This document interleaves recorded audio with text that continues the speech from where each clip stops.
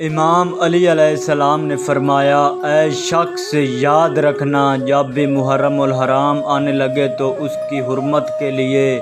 کسی بھی انسان کا خون نہ بہانا،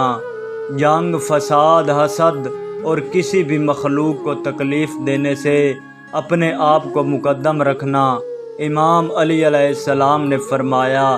جب بھی محرم کا چاند آسمان پہ ظاہر ہوتا ہے تو فرشتے چیخ چیخ کے کہتے ہیں کہ جو بھی انسان اس محرم میں جنگ کرے گا، کسی کا خون بہائے گا، اللہ کی مخلوق پہ ظلم کرے گا، اللہ اس کو بغیر حساب کتاب کے جہنم میں دھکیل دے گا۔ اور جو انسان محرم کی حرمت کے لیے اپنے آپ کو نیک بنانے کی کوشش کرتا ہے، اللہ کی مخلوق کے لیے اچھے کام انجام دے گا تو اللہ اس انسان کو جنت میں ایسی عظیم جگہ دے گا جس پر تمام جنتی انسان فخر کریں گے۔